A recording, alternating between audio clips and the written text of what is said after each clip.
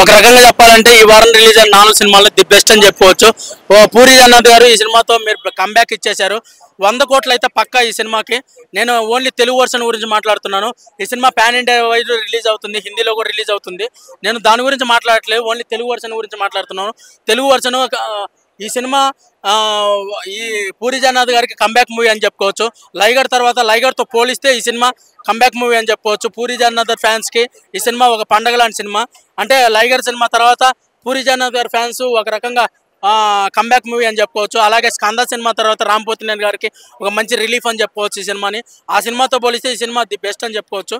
Negative talk చెప్తారు. Negative talk అంటే ఎవరి అభిప్రాయం వాళ్ళది. నేను ఎవరి అభిప్రాయాన్ని నేను క్వశ్చన్ చేయదలుచుకోలేదు. ది బెస్ట్ సినిమా లైగర్తో పోల్చుకుంటే ది బెస్ట్ సినిమా అని చెప్పుకోవచ్చు ఇది. అలాగే ఈ వారం రిలీజ్ అయిన 4 సినిమాలో ది బెస్ట్ సినిమా ఇది. నెక్స్ట్ రాంపోతినేని గారి యాక్టింగ్ గురించి చెప్పాలి. రాంపోతినేని గారు ఈ సినిమాలో చాలా బాగా యాక్ట్ చేశారు. మదర్ సెంటిమెంట్ పండించడం అవ్వచ్చు, ఆ మదర్ అదంతా చాలా బాగా చేశారు. అలాగే డ్యాన్స్ ఎరగొట్టేశారు. ఇండియాలో ఉన్న ది బెస్ట్ డాన్సర్లలో రాంపోతినేని గారు ఒకరు. అద్భుతంగా డ్యాన్స్ చేశారు. అలాగే ఫైట్స్ అవ్వచ్చు, ఫైట్స్ అయితే ఉన్న ఫైట్స్ చాలా బాగున్నాయి, చాలా బాగా ఫైట్స్ చేశారు. అసలు ఒక యాక్టర్కి ఒక నటుడికి ఎలాంటి ఫైట్స్ అవ్వచ్చు, డ్యాన్స్ కామెడీ ఎక్కువ ఉందా ఫైట్స్? ఫైట్స్ డ్యాన్స్లు అన్నీ బాగున్నాయి.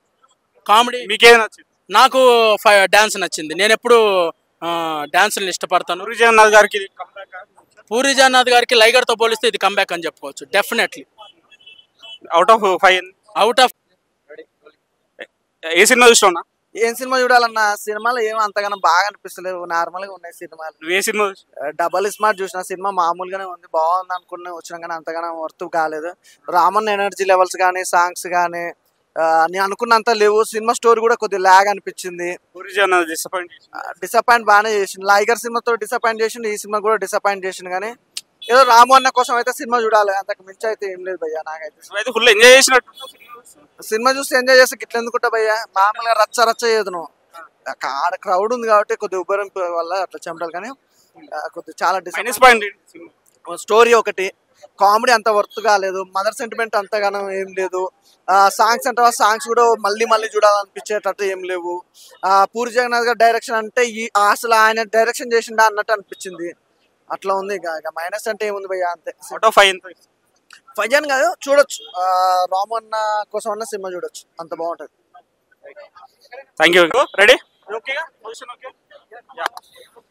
ఏ cinema double smart Shankar alias cinema మాత్రం ఇచ్చి పడేసినా. సినిమా మాత్రం సూపర్ ఉందనా.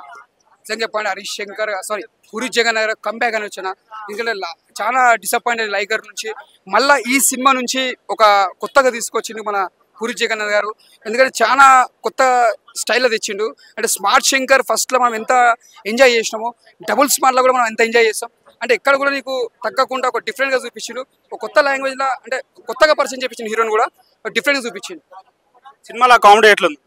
అలీగారి కామెడీ అన్న ముందుగా హ్యాట్సాప్ చెప్పాలన్నా. ఎందుకంటే ఇంతవరకు అలీగారి కామెడీ ఇంతవరకు ఎప్పుడు చూడలేము అట్లా మనం. అంటే ఒక పూరి జగన్నాథ్ గారు ఒక డిఫరెంట్గా చూపించింది. కొంతమందికి ఏంటంటే నచ్చుతలే అంటారు, ఎందుకంటే ఆ క్యారెక్టర్ బట్టి అలీగారు అట్లా ఉంటాడు కాబట్టి, అలా డిజైన్ చేసిండు కాబట్టి అలీగారికి అట్లా సెట్ అయింది. అసలు క్యారెక్టర్ బాగుంది. ఫైట్స్ ఎట్లున్నాయి? ఫైట్స్ ఆల్రెడీ రామన్న ఎనర్జీ ఎలా ఉంటుంది, యాక్టింగ్ కానీ ఎనర్జీ మాత్రం సూపర్ అన్న. ఏ ఫైట్స్ డిఫరెన్స్ ఉన్నాయి, ఎక్కడ దాకా డిఫరెంట్ ఉంటుంది, ఎక్కడ కూడా తగ్గదన్న. కొంతమంది నార్మల్గా ఉందని అంటారు. ఫస్ట్ కూడా స్మార్ట్ శంకర్ కూడా చూసినప్పుడు ఇట్లా నార్మల్ అని, తర్వాత ఆటోమేటిక్ ఎక్కిపోయింది అందరికి సినిమా బ్లాక్ బస్టర్ అని. ఎందుకంటే ఫస్ట్ అయితే ఏదైతే నార్మల్ అంటారో సినిమా బ్లాక్ బస్టర్ కొడుతుంది. పూరి జగన్నాథ్ గారి మార్క్ డైలాగ్స్ ఉన్నాయి అన్న. ఒక నాకు మెసేజ్ మంచి అనిపిస్తానా. ఒక డైలాగ్ ఏముంటాయంటే, ఫస్ట్ అలా తల్లి కొడుకు ఉంటాడు, అయితే కొడుకు చదువు రాదనమాట. అమ్మ నాకు చదువు రాదమ్మా నాకు అంటే, అలా అమ్మ ఏమంటది అంటే, పేదోళ్ళు ఉంటారు వాళ్ళు, కొడుక చదువు రాకున్నా కూడా మనం దిమాగ్తో బతకాలి బిడ్డ, తెలివితో బతకాలి, 10 మంది ఆశీర్వాదం ఉంటే మనం బతుకుతాము. సింహం కూడా సింహం లెక్క బతుకుతుంది, అది దానికి ఏం చదువు రాదు. పులి కూడా చదువు రాదు, అది ఒక పులి లెక్క బతుకుతుంది. సింహం లెక్క బతుకుతుంది, మనం కూడా అలా బతికి చూపించాలని చెప్తుంది. అంటే ఆ డైలాగ్ మాత్రం చాలా బాగా పెట్టింది మెసేజ్. ఎందుకంటే చాలా మందికి చదువు రాదు. ఎంత ఇస్తావు? 5కి 3.5 ఇస్తా, 5కి 4 ఇస్తా. సారీ 5కి 4. మిస్టర్ బచ్చనే డబుల్ స్మార్ట్ దేనిది దానికే ఉంటుంది అంతే. రవితేజ ఏ సినిమా? Double smart. ఏం నచ్చింది భయ్యా? స్మార్ట్ అనే రామ్ క్యారెక్టరైజేషన్, అసలు రామ్ క్యారెక్టరైజేషన్ అనేది అంటే అతని మేనరిజం కానీ, అతని రామ్ పోతునేని ఇచ్చే యాక్షన్ సీక్వెన్సెస్ కానీ, అతని మాస్ ఓవర్ డైలాగ్స్ కానీ, కామెడీ సీక్వెన్సెస్ కానీ చాలా బాగా నచ్చాయి. Main asset Ram performance. And second thing Ali comedy చాలా బాగా నచ్చింది భయ్య. అలీ కామెడీ ఎట్లా చేసి మనకు పూరి అలీ ట్రాక్ రికార్డ్ తెలుసు కదా భయ్య.